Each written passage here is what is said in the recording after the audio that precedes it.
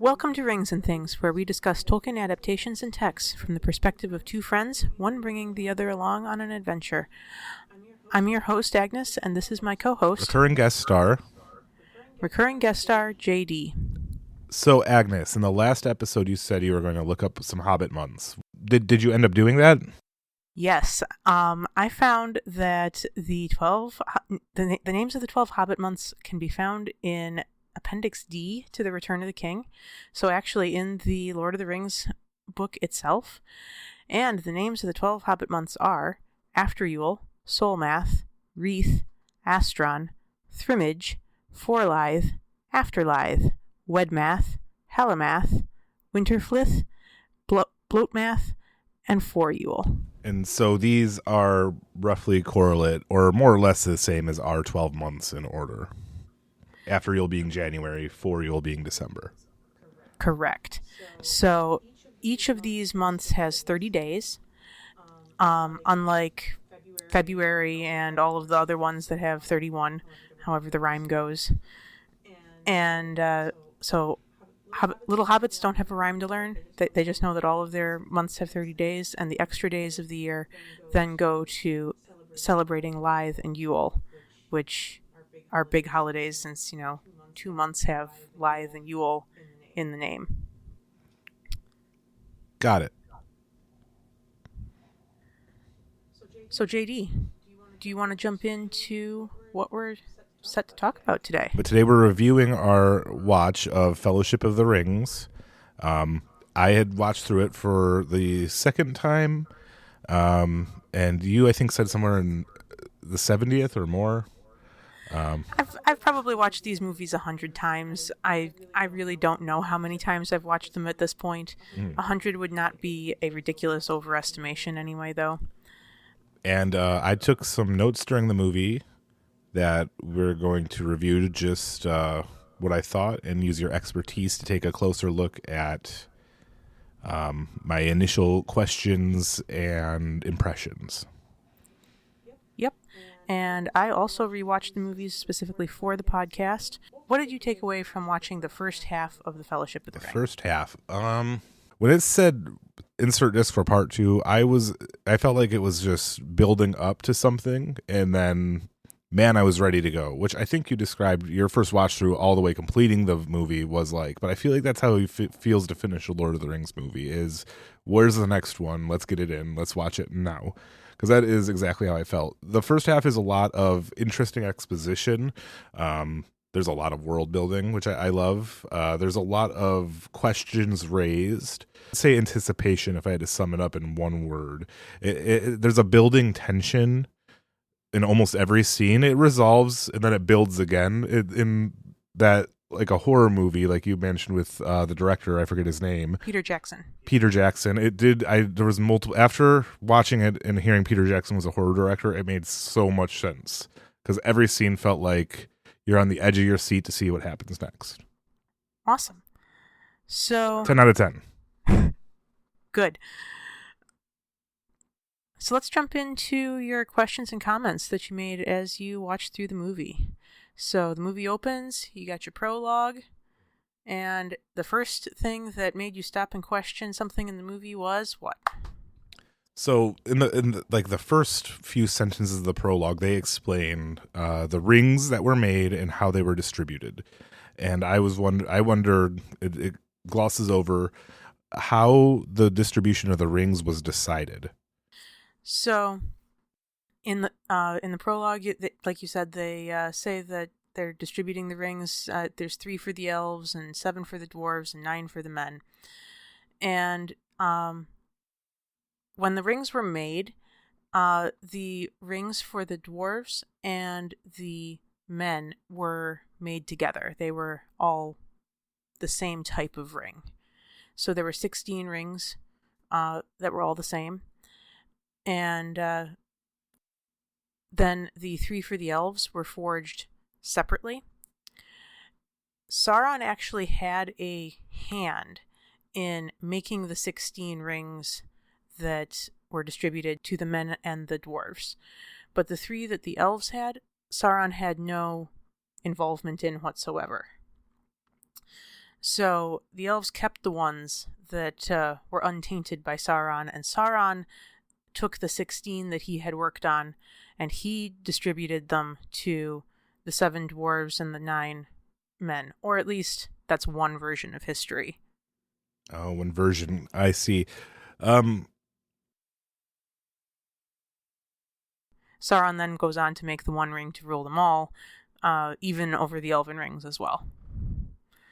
So, I see. The way that I understood it in watching the films is that the Elven rings were not ruled by the One Ring to rule them all, which I thought was a little bit silly to call it the One Ring that ruled them all. But it is truly has power over all 19 of the other rings. Would it be? Yes, 19 of the rings. The One Ring would have power over all of them. I like to think of this as a computer network. All 20 rings are on the same network. 3 of them have antivirus on them. So 16 of them are infected with normal everyday viruses. 3 of them are protected from that. But the One Ring to rule them all can manipulate and control everything on all the computers if someone is online on that computer. Okay, got it. So that is something, and I don't think even from what I remember of the other 2 films, it's not really gone into much. A bit more, but it's not expounded on that level ever. No, not really. I think really the only thing that figures into the movies is the idea that the ring wraiths were the ones who held the 9 rings for men, that those 9 rings turned their holders into the ring wraiths. Okay. Then as we were watching this and the beginning exposition continued, I have a lot in this beginning exposition, but there was a lot thrown at me and I had a lot of questions. So the second thing is I wanted to they explain there's these rings made by the elves, rings made by the dwarves, rings made by the men, and I wanted to know, what is Sauron? You don't really get a good look at him. He's just a suit of armor, it looks like. That's a great question. Obviously, you got races like elves, men, and dwarves that are, laid out pretty clearly there. Sauron, on the other hand, is none of them. Oh. Sauron is a powerful godlike entity. So there are powerful godlike entities that are called the Valar. And they are occasionally referenced in the movies. We can watch for references to the Valar, and they have governance over the world, and they have assistance as well. The Valar are assisted by Maiar. The Valar and the Maiar are the same kind of entity, but they differ in authority. So like a boss versus a manager? Sure. And Sauron is one of these managers. He's one of the assistants. Oh no. That's the worst thing, is middle management. Well, Sauron is literally evil management. So you said that there were other Valar in the films. That they're occasionally mentioned. At one point, Arwen wishes Aragorn that may the power of the Valar be with him, or something to that effect. It's in the Two Towers, which I haven't seen in years now. So anything in the Two Towers is way beyond. There's the occasional passing reference, though. The word Valar does appear in the movies. Okay, I made a quick note at this point about the CGI quality, which you do you want to read your note on that, or? Yeah, so the movies, fun fact, the movies, of course, use CGI. The CGI was very good. It has aged very well, in my opinion. But one of the strong points about The Lord of the Rings in general is its use of practical effects. They used a lot of extras, a lot of makeup. The orcs in the battles were not just generated They dressed up extras from New Zealand in costumes for orcs, each one hand designed, and then sent all of these extras out on the field. That must have been the entire population of New Zealand. It's not a big place. A lot of people were in the movie. Just what inspired that was just the beginning sequence. And a side note on something you said, like CGI to age well has to be used sparingly and used as like almost like an additional layer on top of costumes and props and stuff like that, which is why this movie and a lot of other movies that do have good CGI, you're right, they're practical effects that are the backbone of that.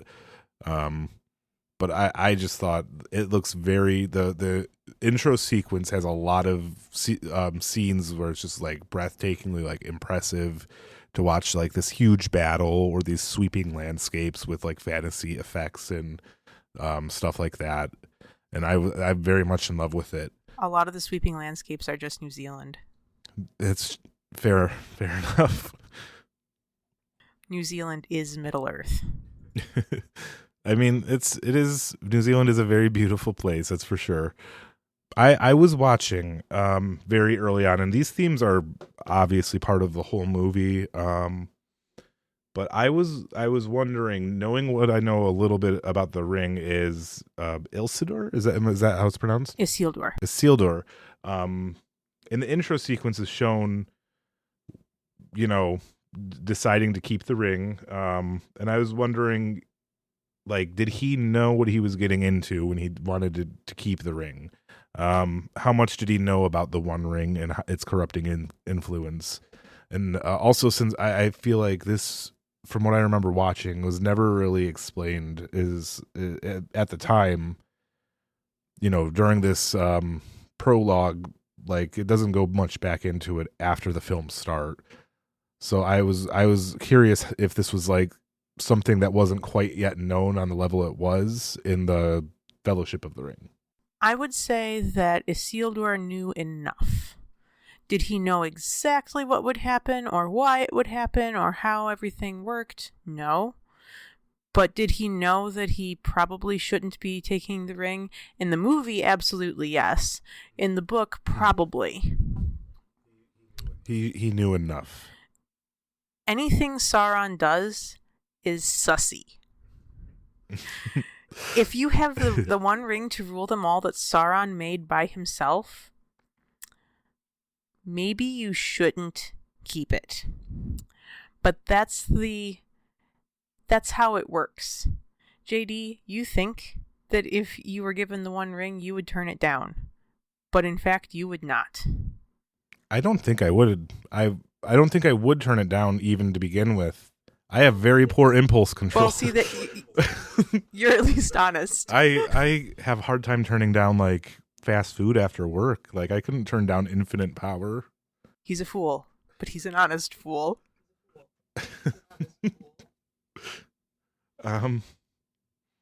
So I was also surprised about some of the time scales that were going on. There was a 2,000-year time skip after this intro sequence. And I was like, what happened there? A lot of things happened there, honestly. There was an entire age of the world happened. Rivendell was founded, the northern kingdom of Arnor collapses, there's wars with the Witch King, the Shire is established, the line of Gondorian kings fails, Rohan is given to the Horse Lords by the Steward of Gondor, there's an entire pandemic, there's the Fell Winter. This is only just what I could remember off the top of my head when I read this question. If I actually had researched this, imagine what I could have found.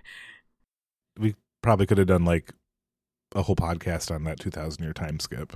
We could have done an entire podcast on any one of those things. Yeah, a lot of those sound cool. I want to know what a Witch King is. Horse Lord sounds, well, I imagine that's probably like nomadic. Horses scare me, so if it's actual horses being lords, that's something else. We'll get to that. Some of these things, we could definitely end up unpacking even just through the movies. Like you mentioned, the Witch King. He's a character. He's the head of the Ringwraiths. So we'll be talking more about him. I didn't know that. when it makes sense in the movies to do so. Some of these things won't come up really until maybe we talk about the Silmarillion on down the line. But, if you ask the right question, or if an audience member asks the right question, maybe we'll unpack one faster. Yeah, that's fair. And I'm sure, as it comes up, I'll hear about it. The prologue unpacking every single thing would again be a very long. We could probably do a whole episode on just that 12-minute sequence of the movie, which might not be good listening, or maybe it would be, but it could be a bonus episode. Either way, I have a couple of follow-up questions that are still within that beginning narrative prologue. It cuts to expounding that Gollum finds the ring, and I was curious what Sauron was doing during this time, other than being dead. Well, he's not dead exactly. So remember how I said that he's a godlike figure? Well, gods don't really die. No. So instead of dying, they wear bodies, and the bodies can be damaged beyond repair, but the spirit is still there and can manifest a new body. Exactly how that works isn't detailed. In general, Tolkien doesn't give a lot of mechanics to his magic. It's not like D&D that you know what a standard action is and a bonus action, and this is exactly how it works. Yeah.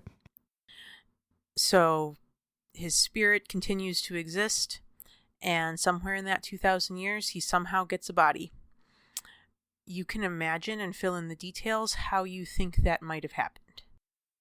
Okay, so this is something that is this something that falls into headcanon a lot? Is this something people like to talk about how they think, or is there hinted at answers? This is the type of thing where that could definitely be an issue.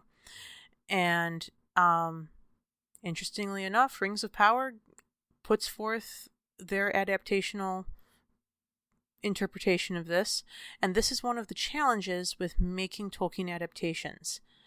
If you want to tell a story that happens within the time frame that we're talking here, and you need Sauron to come back, you might need to actually depict how he gets his body back, but there's no information about that directly. Got it. Yeah, that'd be tricky. Another thing Sauron's doing during this time is he's establishing his power and influence in the East. There's a bunch of men who live out in the East, and somehow he establishes power and influence there. Exactly how he does it is a great question that you can imagine for yourself how he goes about doing that.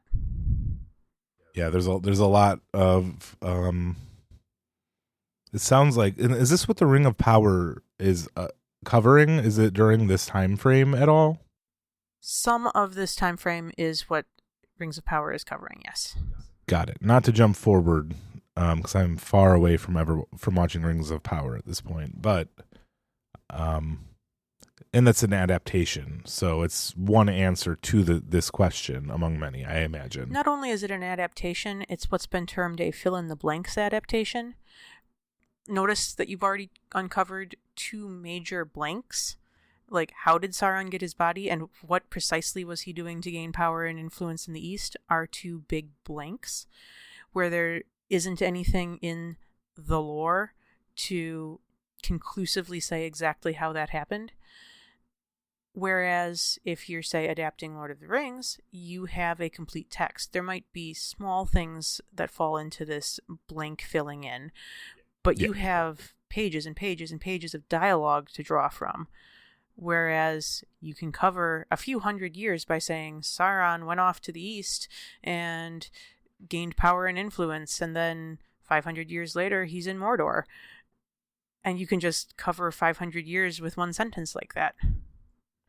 Yeah, if I remember correctly, I didn't read much of this. I've only watched the adaptations, but Game of Thrones had a similar issue with their House of Dragons show that's happening like right now with the adaptations. like it was older history, so it was covered with a lot more hand waving in the books, which makes sense. And then a side point with that is during that time, Gollum was alive, which I thought was weird. Like it doesn't surprise me Sauron's thousands of years old because he's I didn't know about Meyer at the time, but he's a extremely powerful entity. But I read the Hobbit, so I know that Gollum was a hobbit, but I did not know that he was that old of a hobbit. At the time of the Lord of the Rings, he's about 500 years old. Wild. Yeah, he's pretty old. That's what the One Ring does to you. Leaves you stretched, feeling sort of thin, like butter scraped over too much bread. Oh, I get it now. So that brings us afterwards.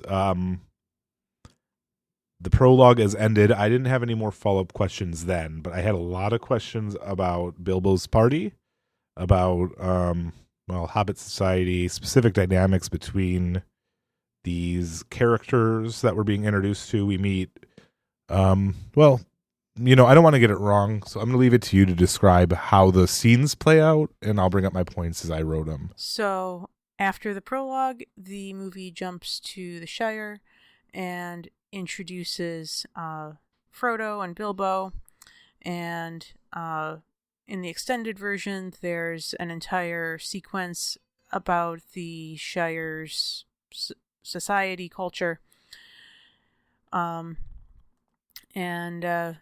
you see Bilbo hunting around for the ring in his pockets, or at least what we know now to be the ring.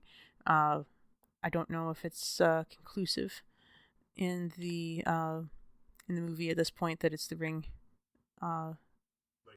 Like when you're watching through the first time, you have no idea what it is that he's looking for. Yeah, I think that's how it goes. I'm pretty sure. It's almost like I need 101st watch through on this. Well, you'll get to the 111th soon. That's true. If only I had a count, and I would know it was 111. So as we were watching through, I know, Frodo calls him Uncle Bilbo. I was wondering, and I think it is very briefly touched on a few scenes later, but why is Frodo being raised by his uncle? Where's his parents? So Frodo is an orphan. Frodo's father married a Brandybuck, a particular family of Hobbit, and they all lived in the warren that is Brandy Hall, where all the Brandybucks live. And Frodo's mom and dad were both drowned in a boating accident. Generally, hobbits hate boats. They hate water. But they're not like against drinking it, but like they're they hate bodies of water and swimming and boating and things like that. And so the fact the Brandybucks are a bit of an exception to this. The Brandybucks will go out on boats, and so it was that. That didn't turn out greatly for them. It was that terrible Brandybuck influence that killed Frodo's dad. So is I guess a good equivalent to a hobbit drowning from a boating incident would be almost like dying in a plane crash for us. It's like extremely dramatic for a hobbit. I think a plane crash. I think planes are more normalized than boats. Oh wow! So like a spaceship. It might be more like dying from skydiving. Oh my god. Yeah, why would you go out in a boat? That's dangerous. Don't you know better than to do that? You were asking for this. Yeah. So as Gandalf was coming into the Shire, I noticed all the kids coming around and are excited for him, and I was wondering, is Gandalf here all the time? And it looks like you have an answer for that one too. So Gandalf does not come around the Shire incredibly often. He's had friends among the hobbits, and so he's not entirely unheard of. He was good friends with someone called the Old Took, who's a couple generations previous to Bilbo, who's already old, so imagine there's probably a couple hundred years I'm sure this is written out in the chronology somewhere. But he comes back to the Shire when there's a reason to. He's been back at least once between The Hobbit and the beginning of the Fellowship. And the particular little hobbits that are cheering him on as he's shooting off fireworks from his cart, they have never seen him before. They only know about him from reputation. And so they mention Bilbo's turning 111.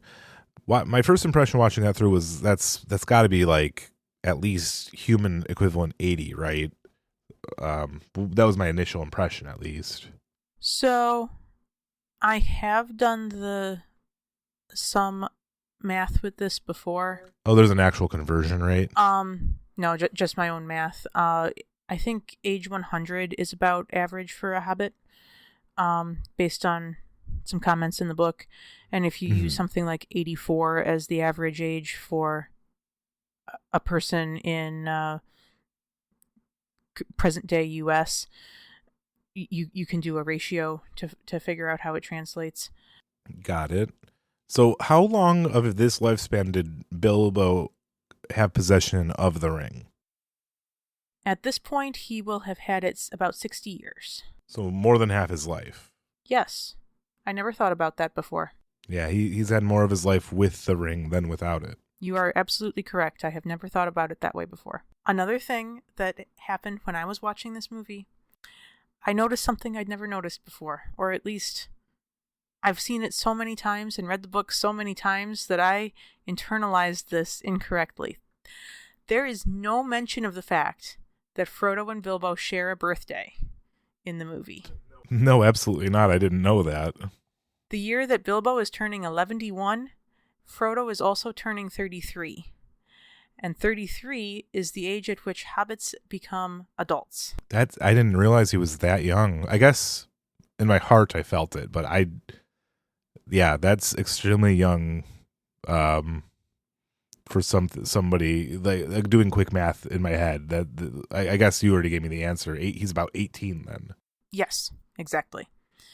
He would be the societal equivalent of 18 at the time of the opening birthday sequence.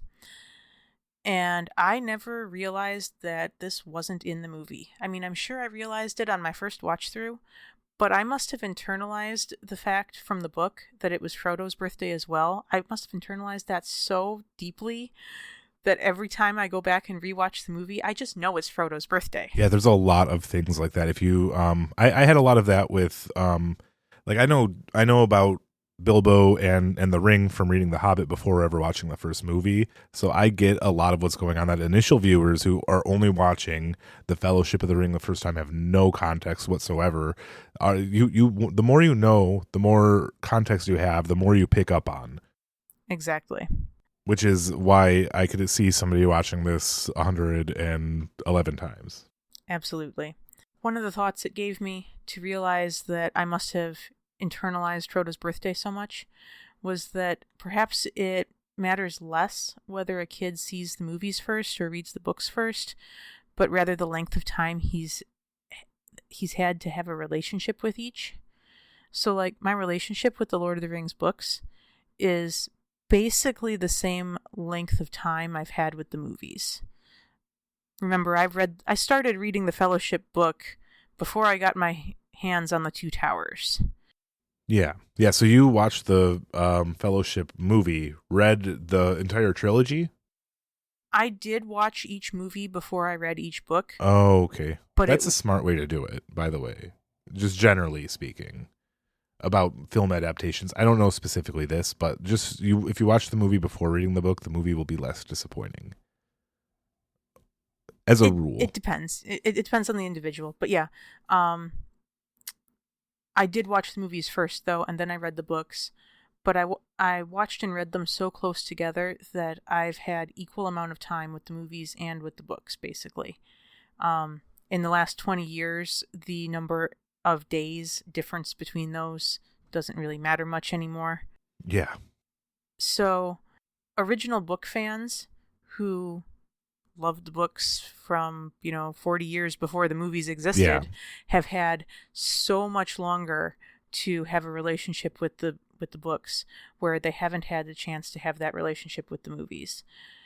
And it just got me thinking that that's probably the difference between an original book fan and the question of what to show your kid first. There's a lot of opinions out there whether you show your kid the movie first or make him read the book first. And this got me to thinking that maybe my opinion is it doesn't matter much. What matters is that you introduce them together. Yeah, that's a strong argument for it. I think it depends on the personality of the kid too. Some kids like movies a lot, some kids like books a lot, and some are in between.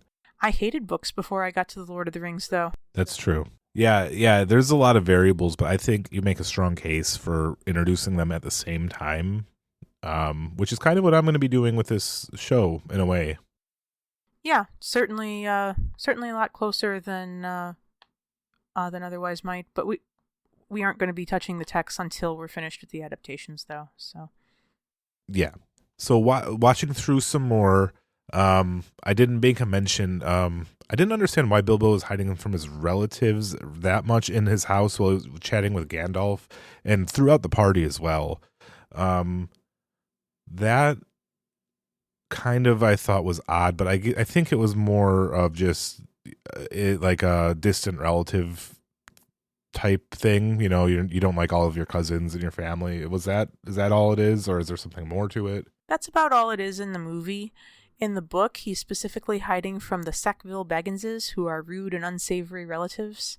The Sackville Bagginses have tried to steal his spoons. They desperately want to inherit Bag End because Bilbo is a bachelor. He doesn't have an heir until he adopts Frodo. The Sackville Bagginses were going to be his heirs until he adopted Frodo. Oh, I get that. Okay. That's some context that I feel like it would be hard to put in a film adaptation, but makes the story more interesting for sure. It's also largely unnecessary to the story the movie is trying to tell. Absolutely. The Sackville Bagginses play a very important role in the books, as we will see, but the books are telling a slightly different story. Okay, so, and I didn't have any notes on the scene where, the fireworks scene in Bilbo's speech. Bilbo's speech was great. I didn't have any notes or questions about it. I felt like I understood what was going on. I will say again, if I was doing a blind watch through, I found out that ring turned him invisible, that would have been quite the shock. But then him turning back up to his house, and Gandalf is there to let him know that there isn't just a magic ring, but the magic ring, is probably, if I had to pick a highlight, best part of the movie, that isn't a contender for my favorite dialogue scene. The intensity of that scene and the way it ramps up is exactly what I was talking about, with it being like a horror film. And Gandalf talking to Bilbo about leaving the ring, and Bilbo desperately wanting to hold on to it, and then eventually deciding to let go. It's a really good scene. I just imagine if Bilbo was just a little bit weaker and couldn't do it and just disappeared, what Gandalf would have done. That would be just a whole different story, obviously. Well, this is a great instance of discussing the theme of fate, because remember, Bilbo came by the ring in the cave by sheer chance. Yeah. So Bilbo happened to be in the right place at the right time, and chance was what got him the ring, and it was his Hobbity nature that allowed him to be able to give up the ring. He's the only individual in the history of the ring to be able to actually give it up.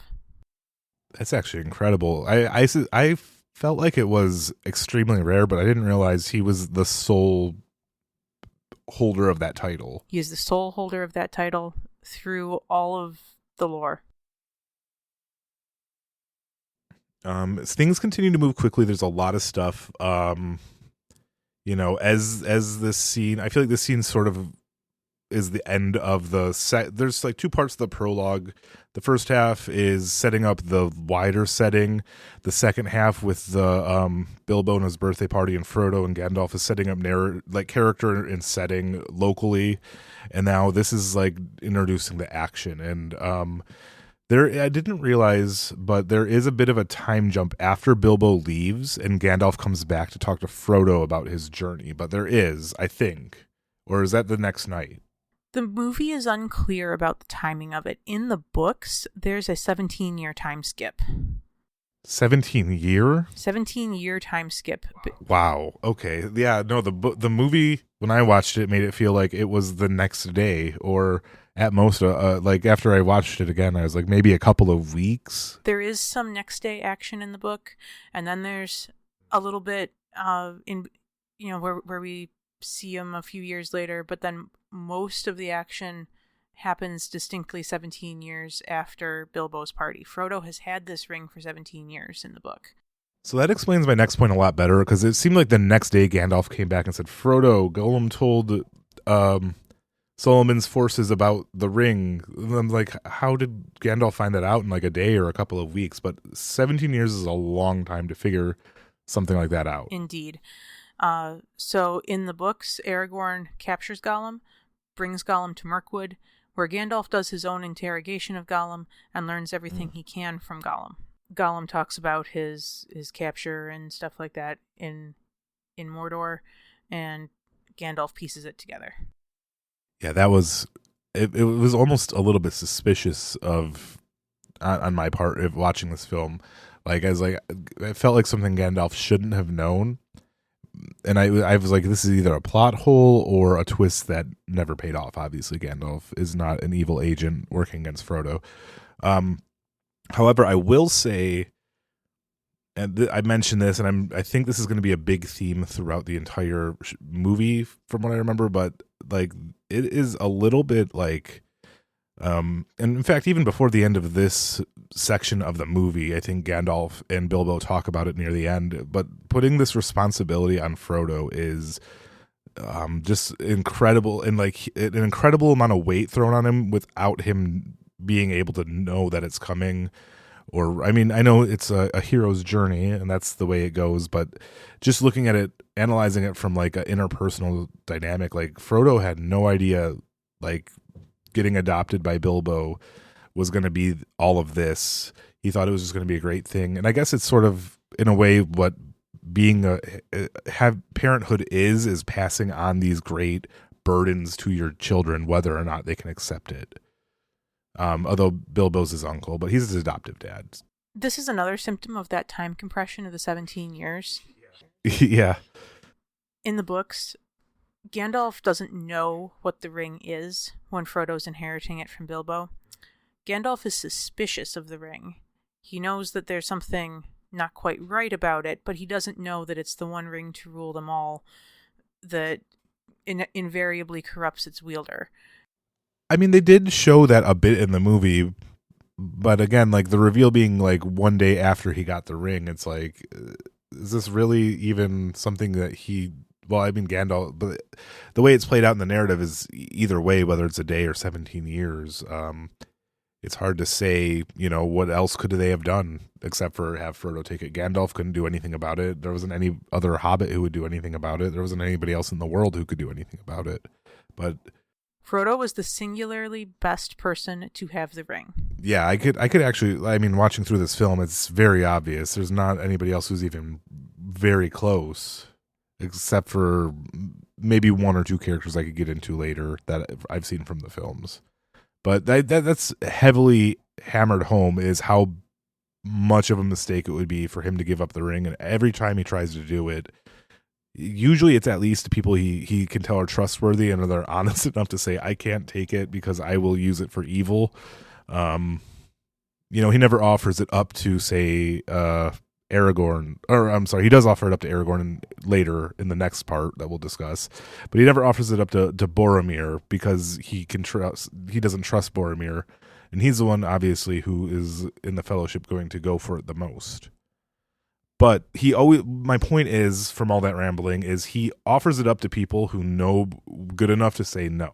every time he does this in this movie. The circumstances under which one gets the ring are very important.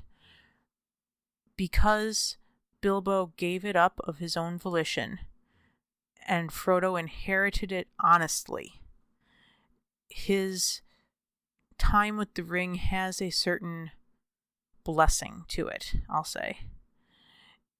Unlike, say, Gollum, who got it by murder. Yeah. You know. Well, isn't that also with Bilbo finding it by luck as well? He didn't steal it or fight anybody for it. Absolutely. Bilbo finds it by chance, and then one of his first actions with the ring is to spare Gollum. Mm-hmm. He chooses not to kill Gollum.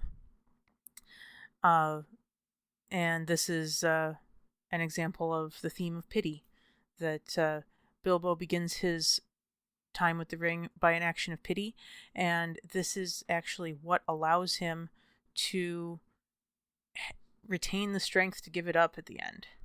Mm-hmm. So from here, this is the Gandalf sends Bilbo and the other hobbits of the Fellowship off. Where they're going to an inn first, the Prancing Pony. I don't know if they know from beyond that where they were supposed to go, or if Gandalf knew Aragorn was going to be there, or if they knew from the start they were going to Rivendell from the Prancing Pony, or was that revealed to them there? I believe Gandalf tells them to meet him in Bree in the movie. He definitely tells Frodo to meet him in Bree in the book. But I believe he tells Frodo and Sam when they're getting ready to leave that he'll meet them in Bree. And because remember, Frodo goes into the Prancing Pony and he asks about he asks Butterbur if he'd seen Gandalf, and the innkeeper says, Gandalf, long gray beard, pointy hat, haven't seen him for 6 months. Yeah, which is an issue. Because what is Gandalf off doing?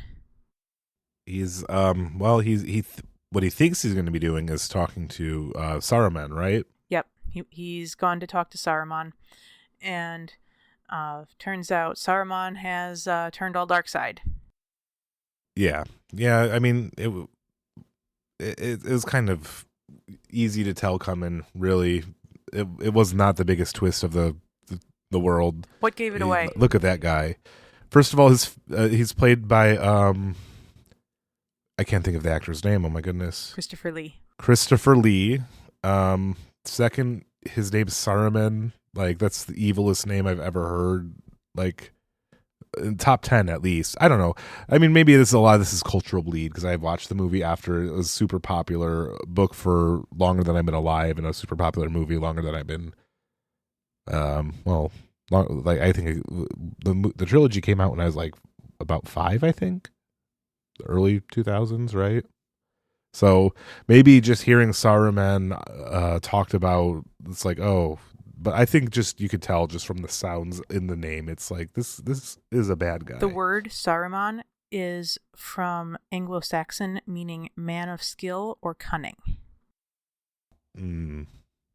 Still doesn't sound very friendly. No. And the other thing that we could look at to determine that Saruman has gone all dark side is his industrialization. Oh, right. Okay, so walk me through. What is he mass producing or creating before we see the Uruk-hai. Before that, though, I mean, everything's like dark and gray, I guess. But like, is he mass producing stuff or making stuff on a massive level that I missed? He's making an army in the movie. Yes. Yeah. But that's after the reveal he's evil. I feel like, isn't it? Or no? It's at the same time? He hasn't quite made it as apparent yet. There's still trees in Isengard initially, and then eventually he orders to all the trees be cut down. But he's already got a mind of metal and wheels. Got it. And we have covered industrialization for this episode, so that's a checkbox for us. Yes. Yeah, that is definitely something I didn't pick up on even after our last discussion of industrialization as a theme. I that completely flew over my head as a narrative, or as a narrative point, I should say. That's why we're here to discuss it. Now, when you're watching the Two Towers in Return of the King, watch out for Saruman and industrialization. Got it. Yeah, I imagine there's a lot more even in the next one. So we are watching through, and we cut back to Aragorn, and meeting Aragorn, I guess, in there. And he saves the hobbits like 3 times before I can even make a next point. Like, he saves them in the inn, he saves them on the road, and then again somewhere on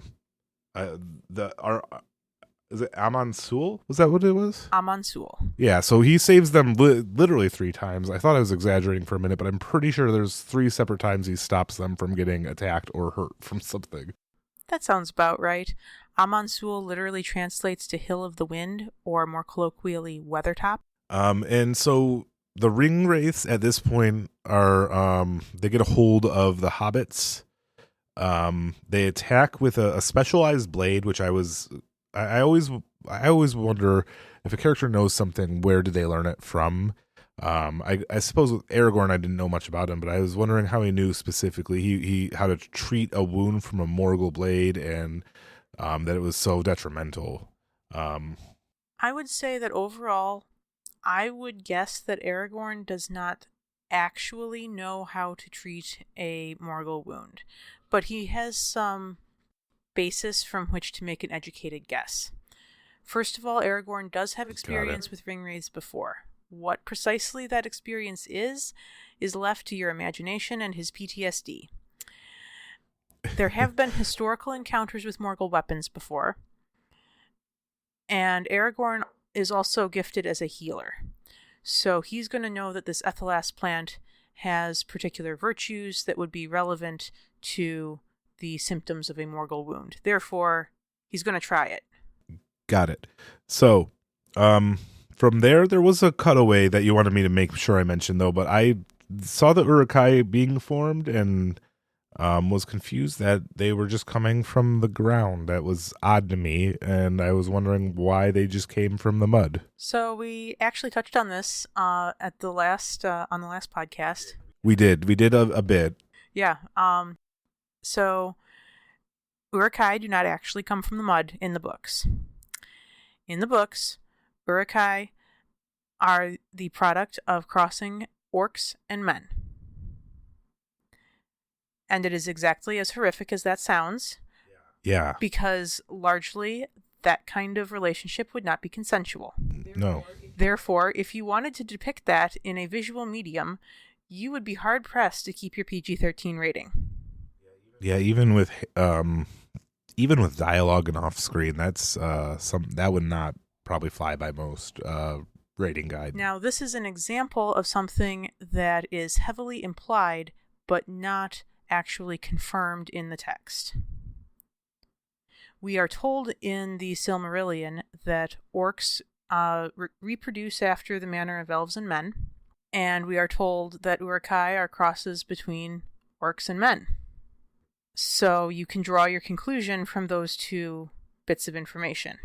Yeah, this has actually had a legacy on fantasy in general. I remember some early discussion about D&D, even like the character race of half orc they talked about in the earlier editions, not the more modern 4th and 5th editions, about how most of the time like half orcs were the product of, well, such crimes against humanity, as they put it in Lord of the Rings. I don't want to lose our PG-13 rating either, so I'm not going to get more explicit, but a lot of people didn't like that being so explicitly spelled out in these books, and it got changed for more modern editions, which I think is a good change for like for another fantasy property. I feel like of all the things you're going to take from orcs, that doesn't, them being assaultive towards human beings to create another race is just an odd thing to pick from Tolkien. Well, it's also not even the orcs who are deciding to do this.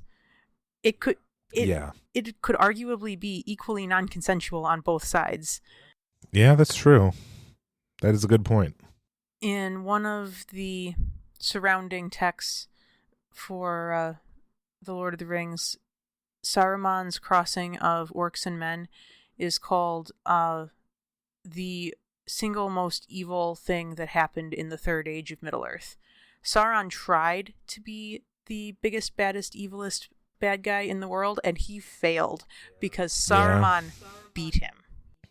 Yeah, he's an agent of him, but yeah, that is hard to top, that's for sure. So I put a note in about the troll statue, and then it cuts to Rivendell.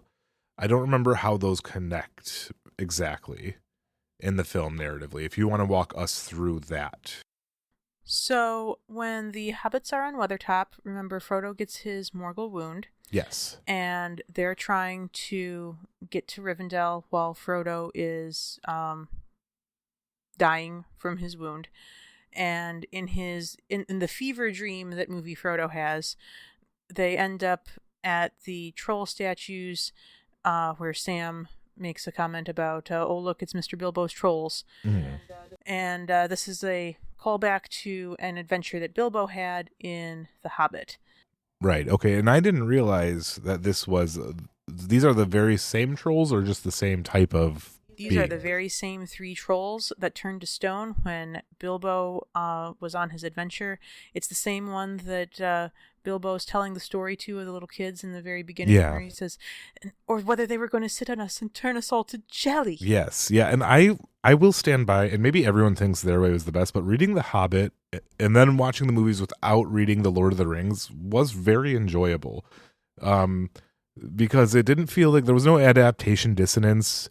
Because, Bilbo was an old, so it's showing him as like an old man. So like the picture I had in my head in Bilbo compared to Lord of the Rings Bilbo is like, well, this is 60 years later, so of course it looks different in my head. It really worked out pretty well. Also, I read The Hobbit as a kid.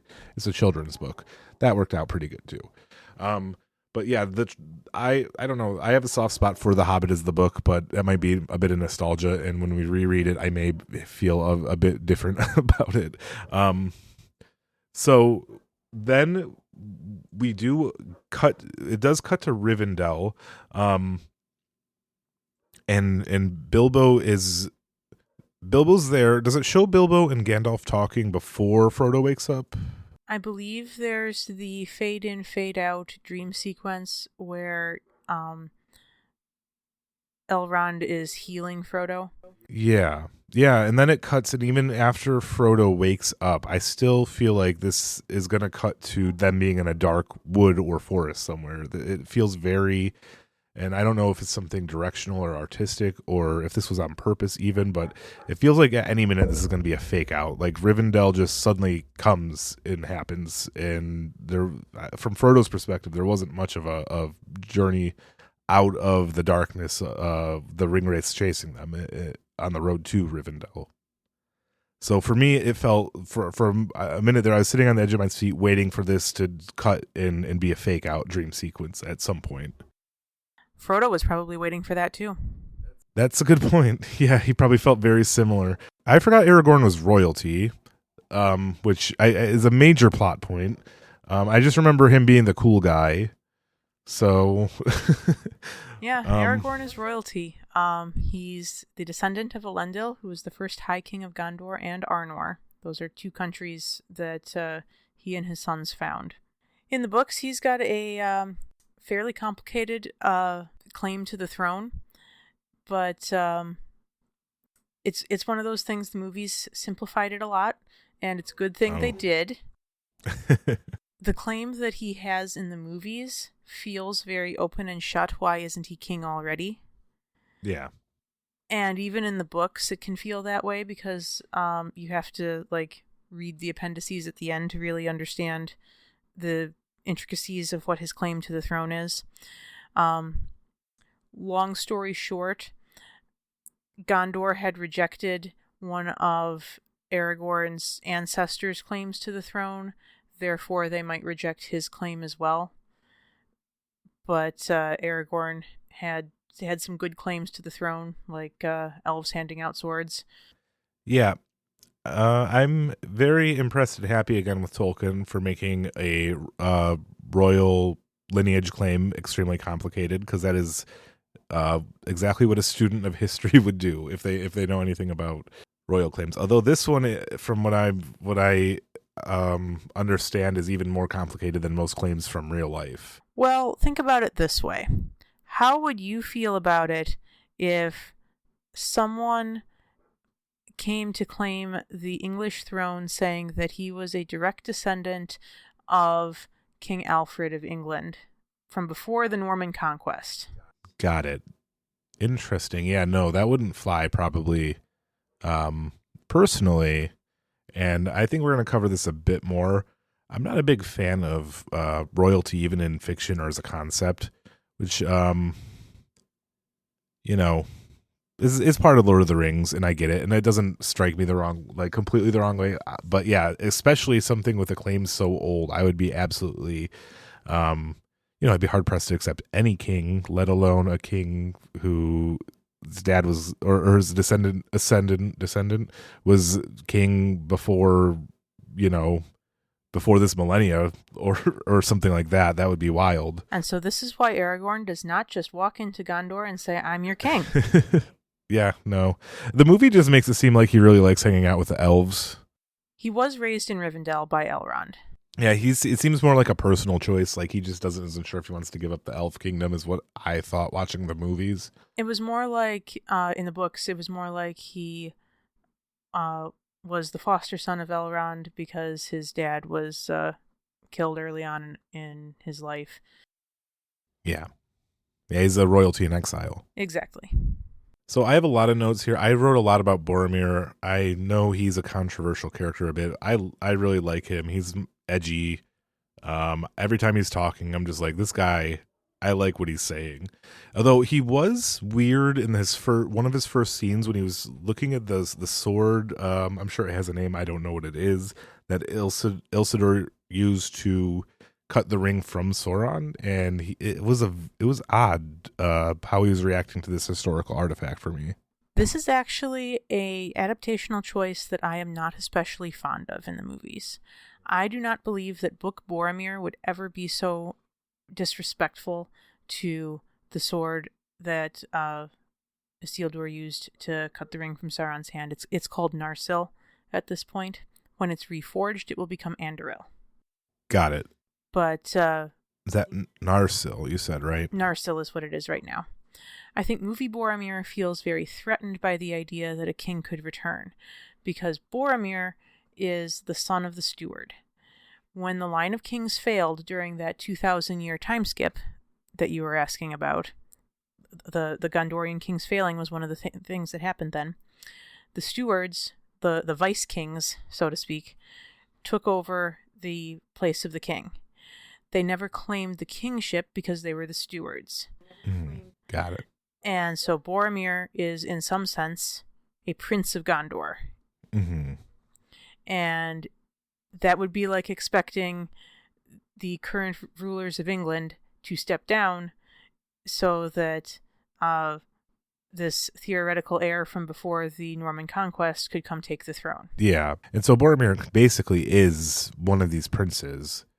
Not technically, but Boromir is the son to, like you said, the stewards who basically stepped in and took the leadership role. Are they, this might be getting too much in the lore. We may need to go into this later or not now, but are they hereditary? Are they basically royalty in everything but name? Yes. Got it. So they are kings. It's just not called kings. In a country lesser than Gondor, they would be kings. Okay, got it. We're nearing the end of this. A lot of this is the point of the movie where the Fellowship actually forms and they head out. I think it cuts right as they head out from the gates of Rivendell. So the next thing that happens is the Council of Elrond. Yes. So oh yeah. Your next 4 points here to the end of the page are all from the Council of Elrond. Right. Okay. First, we kind of already touched on it. You were asking about the other rings being evil, Mhm. and I was explaining about that Sauron had a hand in making the 16 rings that were distributed to dwarves and men. And so in a sense they do have some distinctly evil components to them. You don't become a ring wraith by having one because you have a good thing. Mm. No. The dwarves were made greedy. The elven rings, though, are not evil. Are they a good idea? That's a great question, and we should unpack that at a later date. Okay. But they are not the corrupting source of evil that the other rings are. Mm. These rings were made in the Second Age, in the region that the Fellowship travels through, actually right outside of Rivendell. When they're like getting to the mountain with the snow, and before they get to Moria, that whole region is the geographic place where the rings were made. Okay. The one ring was made in Mount Doom. The other 19 were all made in that part of Middle-earth. It's called Mount Doom. Yeah, Mount Doom is a translation of the names that the Gondorians gave the mountain, Amon Amarth. Now, I should have known from the calendar debacle that it's just a translation. Most names are just translations in Lord of the Rings. So makes sense. I want to reference back to the name of the place where Frodo was stabbed was Amon Sul, meaning Hill of the Wind, I think was what I found. Hill of the Wind. And Amon Amarth means Mount Doom. You have that Amon word connecting them, meaning mount or hill. Okay. The Gondorians called it Mount Doom because Doom means judgment or fate in its archaic sense. Okay. And the mountain erupted right as Sauron attacked Gondor at one point. It was that omen of judgment. Right. Yeah, then that's what Doom, I think, maybe I'm misremembering. I think that's what, like, Doomsday means is Judgment Day. Correct. And, well, again, the Christian belief system, when they talk about Doomsday, they're talking the same thing as Judgment Day. So that is something that sometimes we still use Doom for that way, but it's rare. It's archaic, as you said. Doom has come to have a much more negative connotation than it once did. Yes. Like in how you're using Doomsday, not everyone goes to hell. Yes, yeah, exactly. And I feel like certain people do use Doomsday and Judgment Day as synonyms, but that's the only other time I can think of in modern colloquial speech where we'd use Doom to mean like judgment. And when we get to reading The Lord of the Rings, I will point out where he uses Doom in its archaic, non-judgmental, got it, non-negative sense. And Doom and I think Deem are cognate, so Deem is the verb form of Doom. Yes. In Old English, you had the vowel shift was how you just changed words. So Doom and Deem have that vowel connection. All right. And then so as they're making as they're going through the council, they're trying to figure out what they're going to do with this ring. Bilbo does accept this responsibility, and there's 9 of them. There was 9 rings. 9 comes up quite a bit. 9 companions, right? And 9 rings. There was other examples I had, but I can't find them. I didn't write them down. But 9 is it comes up a lot so far at this point. 9 is a very important number. In universe, Sauron gave 9 rings to men, which created 9 ring wraiths. And then Elrond chooses 9 companions to symbolically stand against those 9 ring wraiths. But now, why was 9 a big number in the book for, like, outside universe reasons? It's because 9 is a significant number in Norse mythology. You have your 9 worlds and Yggdrasil and things like that. And Tolkien was intimately familiar with Norse mythology. He drew upon it as one of his inspirations. And 9 is also a number of perfection in biblical numerology as well. It's less that Tolkien was trying to say anything about the Bible or Norse mythology by doing this, but it's a motif that would be meaningful to his readers. Well, and he just liked that stuff. Yeah.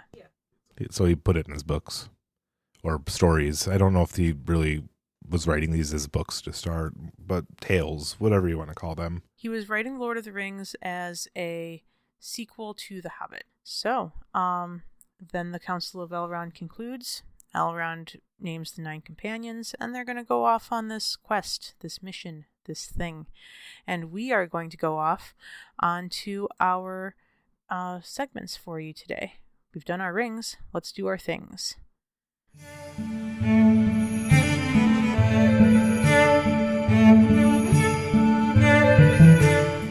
So, JD, tell me about some of your favorite quotes.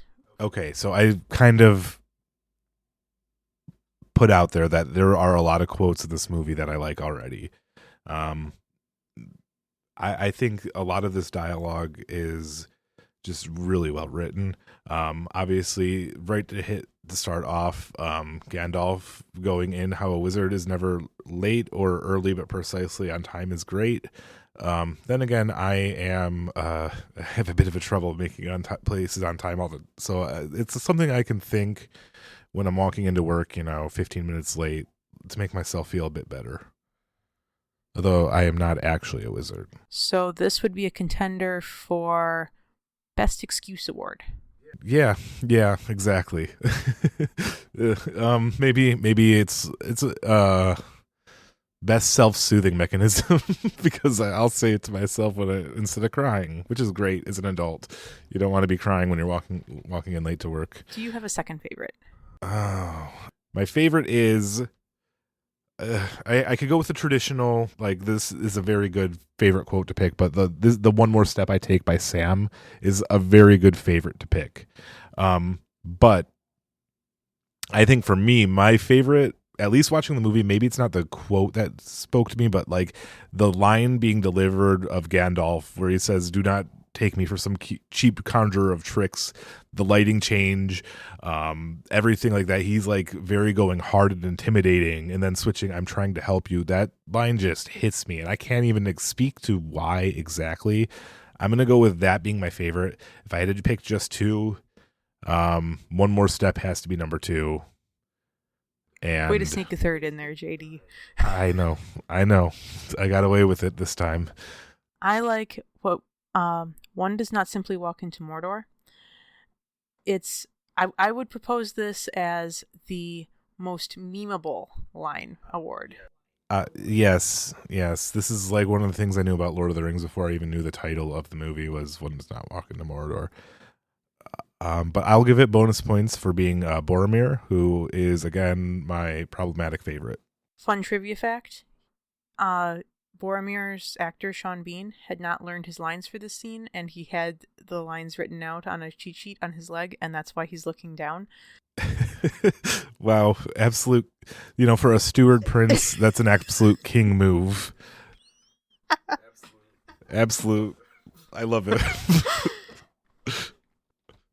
I don't know. Maybe I'm a Sean Bean fanboy. I don't know what it is, but every scene with Boromir, I'm just like, yes, I like this. Well, and knowing that is so great. The Fellowship might not simply walk into Mordor, but we are simply going to walk into our Middle-earth meals.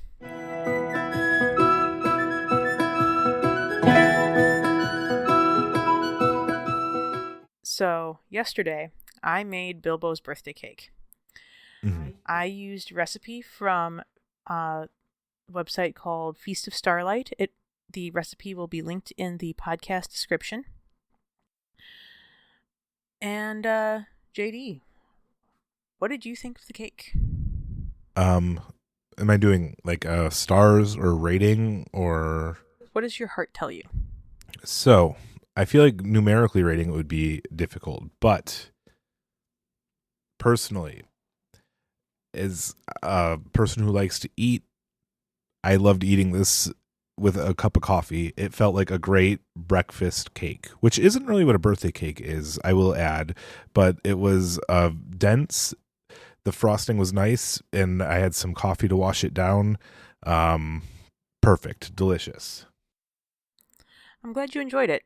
Honestly, I feel like I was my own worst critic on this one. The observation that this was more like a breakfast cake for coffee or tea made me feel a little bit better about it. Overall, I would have given my own baking about a 4 out of 10. Much higher than 4. I'm going to either say I'm going to say 7.5, which is being a little bit rough. Well, you flatter me. I didn't really enjoy the cake, honestly.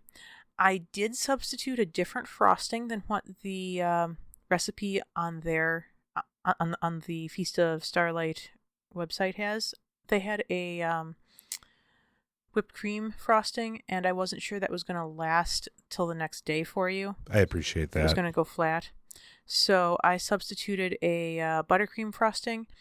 Not an especially Lord of the Rings-y recipe. It'll still be linked in the description, though.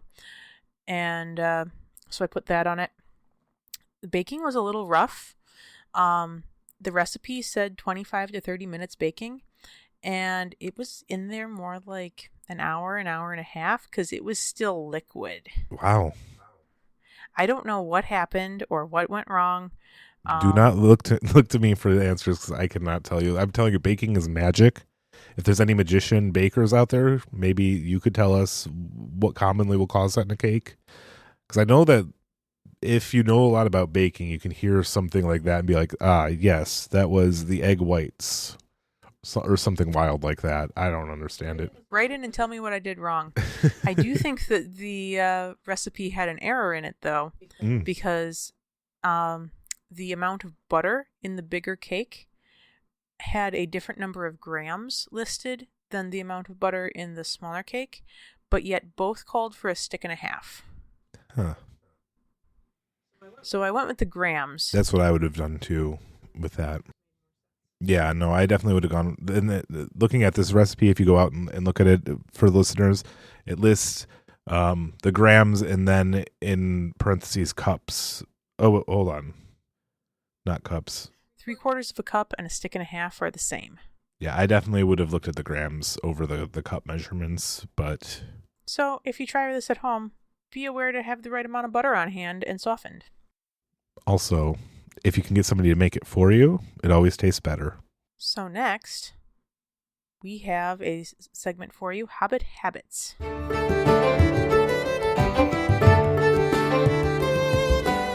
What habit do we have for our listeners today? So you had assigned us to go on a walk without technology and appreciate the fall air and foliage and ambiance. Now, I took this and I wanted to, and this might be part of the Hobbit Habit segment, getting in the mindset, because I am not naturally Hobbity in all ways, at least. I wanted to go somewhere I hadn't been before, and then I thought, well, it's called Hobbit Habits. That's the last thing a Hobbit would want to do. So I took a walk in my neighborhood and made sure I put my phone on airplane mode, and I still ended up seeing corners of my local just like block that I haven't really looked at on foot in a very long time, and it was quite nice. We had a little bit nicer weather before this weekend, which is when I went and did this, so it didn't feel quite as crisp as I like for a nice fall walk. It was a little bit warm, but I wore layers, so I could have dealt with it. But it's nice to wear a sweater and go for a walk, which I will have to do, although I won't be reporting back on it. I'll just do that for myself. I definitely, I don't know, maybe it's my mindset, but I always feel like I am looking around for new stuff instead of being comforted by the familiar, and keeping mindful of just enjoying what you already know. That's what I was trying to do to make this a Hobbit walk instead of just a walk. It definitely helped me relax a bit more, which I'm not very good at doing all the time. Thank you for that. When I did this, I did it on my birthday. I went on a walk with Steven up to the little corner mart. Oh, happy belated birthday, by the way. Oh, thank you. we picked up some food for lunch, and then we walked back, and I felt very Hobbity because I was going up to buy food. Yeah. For my birthday. Not a birthday cake, but... yeah, food is Hobbit 101. 10 out of 10 would recommend going on a fall walk. It was a very nice experience. Yes, yeah. Obviously, if you can enjoy this is the best time of year for me weather-wise, and I would recommend anybody who doesn't like it put on, like I said, and I feel like me getting fidgety with having a sweater on and off, that was very Hobbit-esque. I could totally picture a Hobbit wanting to wear a sweater but not being able to because it's just slightly too warm and being a little disappointed. So, I can totally get behind that. Go out and enjoy the weather this time of year. A lot of people recommend do it during the summer. I say outside is best during the fall and maybe some parts of spring. Frodo recommends the fall too. All right. If you want to take us out. You can follow the podcast on Twitter and Instagram through the links in the description. Please follow, like, and subscribe on Spotify and YouTube. To have your question or comment featured on the podcast, please send an email to shirepost.ringsandthings@gmail.com. A special thank you to our editor and spiritual director, Stephen Jeffrey, and thank you for listening. Bye, all.